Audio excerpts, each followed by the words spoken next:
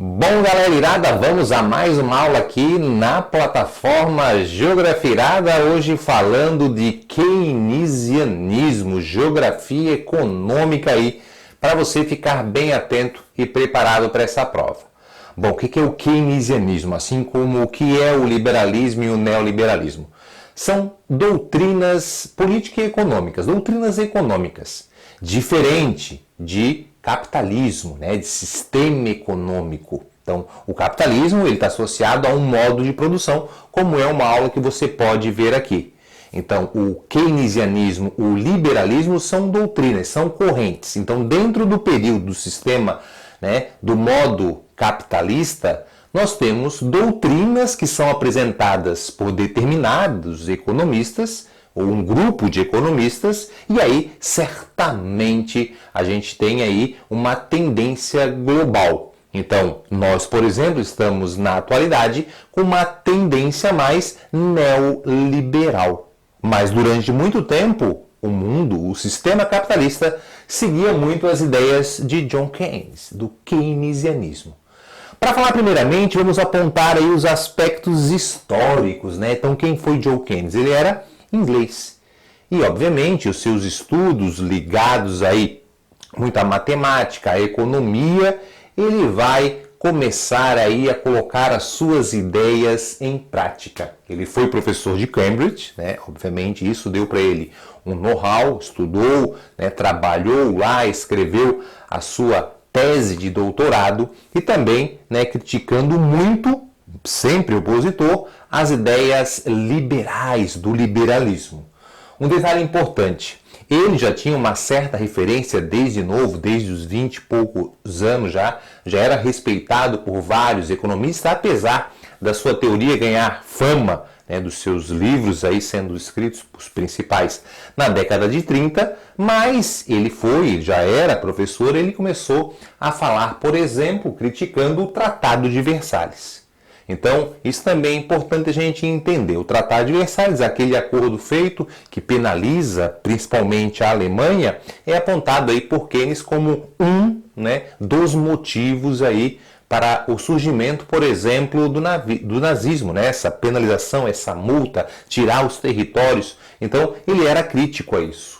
Ele apresenta até uma outra ideia. Ele também é altamente crítico ao liberalismo. Ele fala que o liberalismo, a não intervenção do Estado na economia, ela vai gerar uma maior desigualdade social. E aí nós vamos gerar um grupo de pessoas bem ricas e um grande grupo de pessoas bem pobres. E essas pessoas bem ricas vão pensar cada vez mais em lucro, vão gerar cada vez mais lucro. E quando elas estiverem com muito dinheiro, parte desse dinheiro elas vão guardar, elas não vão investir todo esse dinheiro.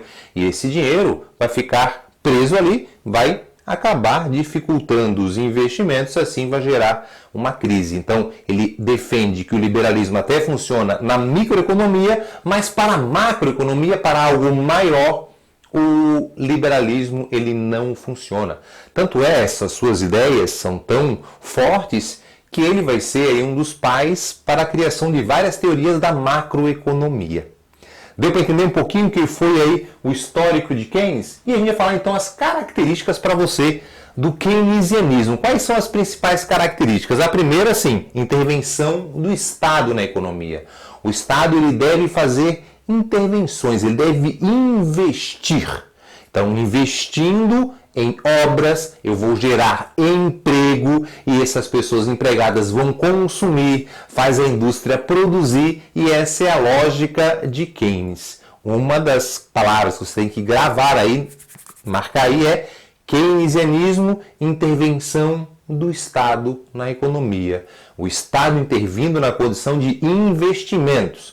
Não quer dizer que o Estado deva promover o funcionalismo público, o inchaço da máquina, não. É contrário a isso. As pessoas às vezes interpretam de forma errada. Tentam associar o keynesianismo ao socialismo. E não tem nada a ver. O keynesianismo ele é uma doutrina capitalista. É o capitalismo. Só que ele defende que o Estado tenha que fazer intervenções para poder gerar investimento e gerar ali que essa população mais pobre se desenvolva e consiga consumir. Ela consumindo, obviamente, vai gerar mais emprego, vai aumentar a economia, movimentar o comércio e tendo todas essas relações. Então, também facilitando o crédito, né? Então, se a gente facilitar aí o acesso ao crédito da população, ela vai poder investir e se desenvolver. Um outro detalhe, a redução das taxas de juros. Além de facilitar que a pessoa conseguir o crédito, a taxa de juros vai ser menor, assim a pessoa vai se motivar a investir. E também, às vezes, sabe que naquela tendência que ele fala que os mais ricos guardam esse dinheiro, né, visando juros, se eu diminuo a taxa de juros, vai incentivar aí que as pessoas apliquem, invistam seu dinheiro e façam a economia girar. Então essas aí são ideias importantes, né, de Keynes.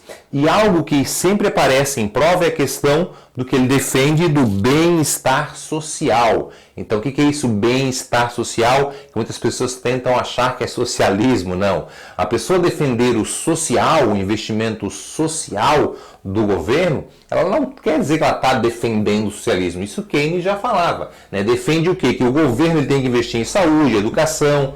O governo tem que investir. Por exemplo, a gente paga imposto para ter acesso a isso, né? Você que é brasileiro se revolta que tem que pagar dobrado para ter educação, tem que pagar dobrado para ter saúde de mais qualidade. Então, essa é a questão dele. Então, ele defende que tem que ter um bem-estar social, de saúde, educação, moradia, esses segmentos, para que aquela pessoa ela possa se sentir motivada e aí buscar, obviamente, se inserir no mercado e movimentar a economia. Então, a qualidade de vida vai diminuir a desigualdade social e essa é a lógica de Keynes. Tranquilo? Bom, aí eu trouxe aqui um plus a mais que você vê só aqui na Geografia Irada.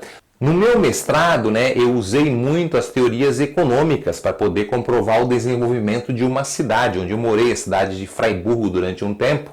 E aí eu estudei muito Kondratiev, até gravei aqui uma aula para vocês, a gente tem uma aula extra, garanto que é a única aula de todas as plataformas de geografia que falam de Kondratiev, né, e a junção dos conceitos. Kondratiev ele falava dos ciclos das crises do desenvolvimento, que a economia sobe e desce. Pode ver na aula extra aí.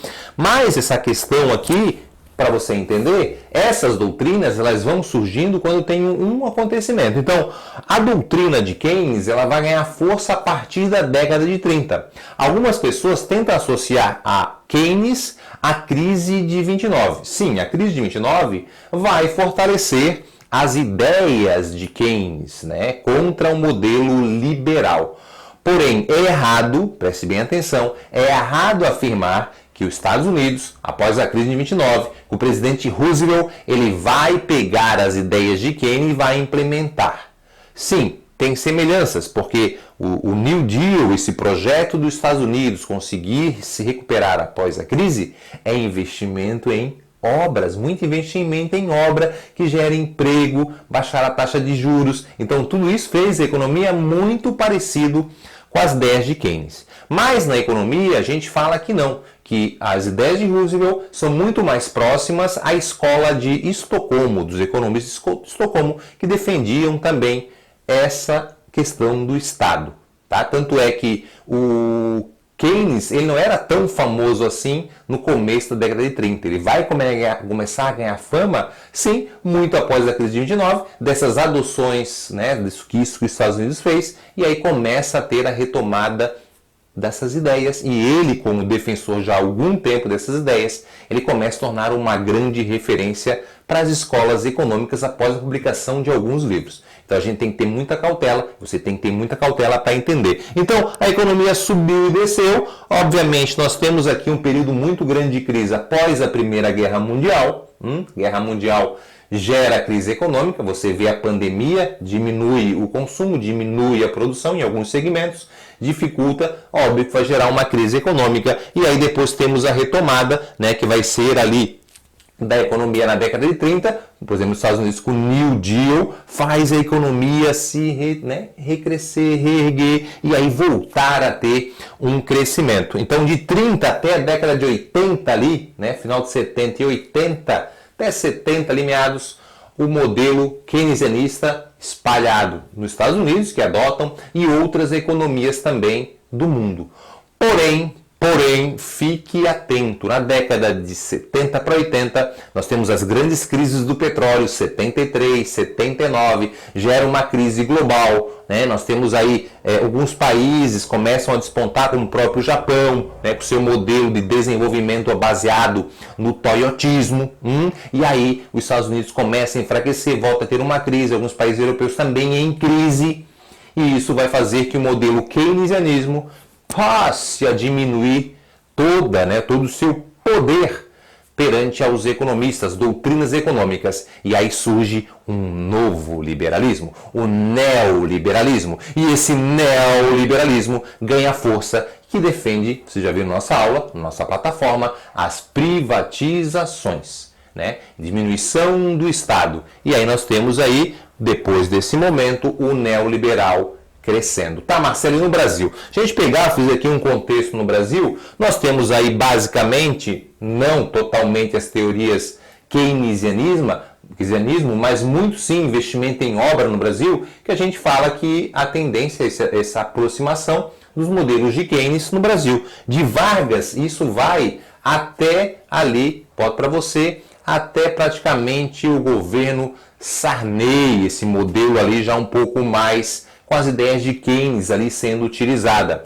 Porém, depois, praticamente de Collor ali para frente, nós temos o neoliberalismo surgindo, né, após o Tratado de Washington, muito nos países periféricos e, claro, no Brasil.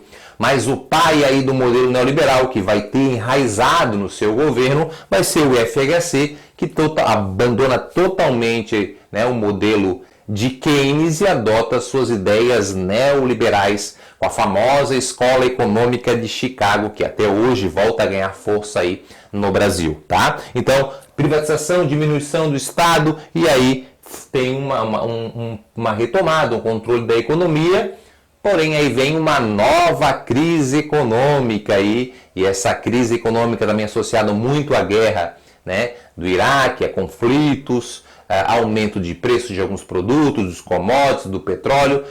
E aí vem um outro governo no Brasil, que é o governo do Lula, que volta a adotar as ideias de Keynes do bem-estar social, de investimento em obras. Só lembrar do PAC, né, de vários investimentos que foram feitos, fez a economia novamente ter um outro crescimento. Porém, aí vem, né, uma nova crise econômica interna no Brasil, também uma crise global, né, com a crise de subprime, com a crise europeia, e aí essas ideias keynesianistas começam a diminuir e começa um movimento novamente do liberalismo e do neoliberalismo. Então, uma oposição a essas ideias, né, que defendem aí o keynesianismo. E aí nós estamos aí a partir do governo Temer, com o governo atual do presidente Bolsonaro, né, essa aula aí está sendo 2021 para 2022. Então a gente tem aí esse modelo. O modelo neoliberal é o modelo que está, né, mandando aí a economia brasileira e grande parte da economia global. Tranquilo? Bom, você não pode esquecer, a gente finalizar essa aula, essa questão aqui, ó, lembrar. Primeiro, keynesianismo não se relaciona ao modelo socialista. Às vezes aparece isso em prova. Lembre-se disso. Segundo, não foi base para Roosevelt fazer lá o New Deal. Não foi base. E terceiro, o investimento estatal. É um investimento do Estado. Investimento não quer dizer que ele defende um inchaço da máquina pública, ele defende o investimento estatal, ok? E aí, por último, é uma oposição ao modelo liberal. Modelo liberal. Galera, eu estou aqui gravando a aula, o Romeu, o meu gato, está aqui, invadiu o meu estúdio, vou pegar ele para você. Vem cá comigo, Romeu, porque tu fez barulho e agora eu vou ter que te mostrar aí para os meus alunos. Esse é o Romeu, é o meu parceirão, que está presente sempre no estúdio para eu gravar aula. Um beijo no seu coração, vamos embora, vamos conquistar a sua vaga. Até mais.